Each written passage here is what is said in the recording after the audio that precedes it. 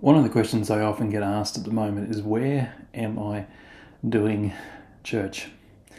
I think it's a great question. I think after coming out of running a local expression of church here in Sydney for nearly 20 years, it was a really cool time for me to ask a pretty large question around how we do church, or even why we do church. So when people say, which church am I now going to, and my humour being the way it is, and my thinking the way it is, I started this conversation inside of my mind that went something along the lines of, I wonder what Jesus would have said if someone asked him that question 2,000 years ago. Hey, Jesus, where are you going to church? Now, that might be a no-brainer because, hey, he was a Jew and he goes to the synagogue or the temple for church. But would Jesus have actually said that's where we do church? I think the Gospels are littered with information that shows us how Jesus did church. And I also think it's littered with examples of why he chose to do church the way that he did. And so in Matthew, we have this cracking statement of the church where Jesus says to Peter, you are the rock, and I'm going to build my church upon you, and the gates of hell will not prevail against it. It's such a powerful verse. But you don't hear many times where Jesus actually uses that phrase of church, or ecclesia, as we like to say in the Greek, which literally means a gathering of people. And so even in that understanding of using that one word of the gathering of people, you get to start seeing how Jesus defined church. So how did he gather people? Well, people were drawn to him. We know that from John 17 when Jesus is talking to the Father. And as they were drawn to him, what did he do next? He loved them. He loved them. He didn't differentiate who he spoke to, connected with, engaged with.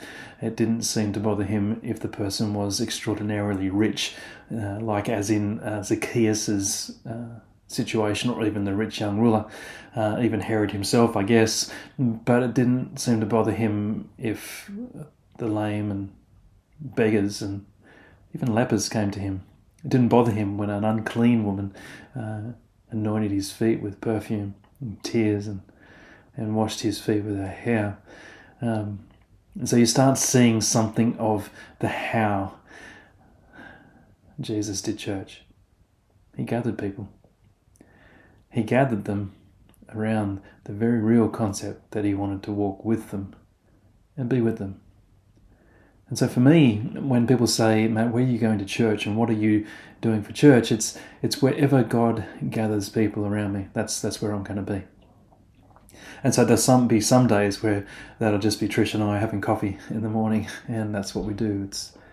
We gather and we talk, we process, we share. And then there'll be other times when we find people sitting at our dinner table, and we gather, we share, we talk, we laugh, we play games. At times I even interpret dreams and help people into that understanding of what God is doing. Then there's other times where we go out and engage with people from wherever. Man, it could just be from meeting people at the shops or talking to neighbours as they walk past. But I think this is all, for me, the how. And it makes it a lot simpler than having to go to church, rather than I'm just being part of the gathering as to wherever that is. It's not that I'm dissing church, absolutely not. And for many people, that's what works supremely well for them, and that's great, and that's absolutely cool. But I just want to encourage you to stretch your understanding around the concept of how. And let's take a little bit further into why. Like, why would God be drawing people together? The why for me is infinitely important in this whole conversation, because from the why, that for me truly then allows the how to become something of a place of wonder. See, the why for me is just because we've been designed to love people. We've been designed to be loved, and we've been designed to love. And so when people are gathered, the natural outflow for me is to love those people well. John 15 verse 12, it says, Jesus said, a new commandment I give to you, that you love others as I have loved you. And again, you might have heard me share this, but the word commandment in the Greek, if you unpack that language and see it the way that John intended it, there's this word commission rather than commandment. And I really love this a lot, because a new commission I'm giving to you is what Jesus is saying, to love people as I have loved you. A new commission, a new way of doing life. I don't know. I think it rings sweet in my ears, because again, when I think about the Gospels, the only things Jesus really commanded were demons, not people.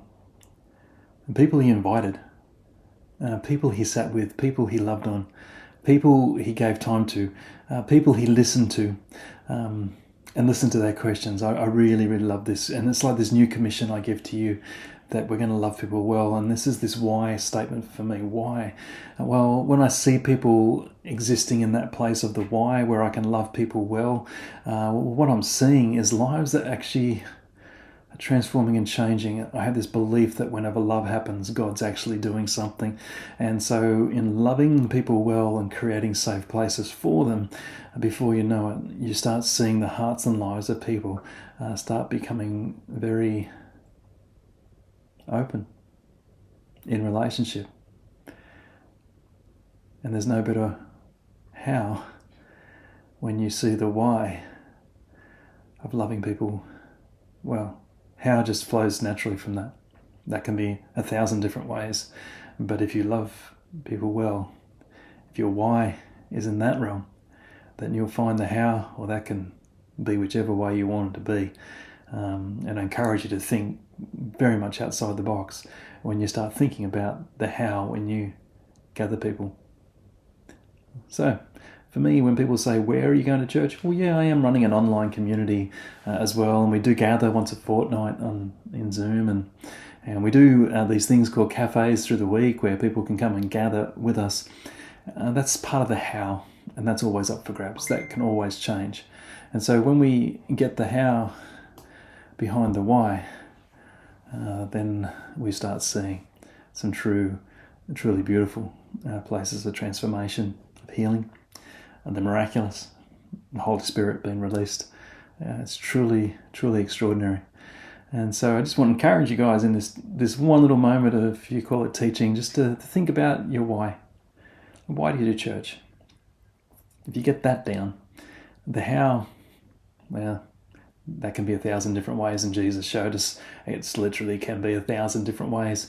So anyway, bless you guys and hope that's helpful. Connect with Greater Things International on Facebook, Instagram, and YouTube, or at greaterthingsinternational.com.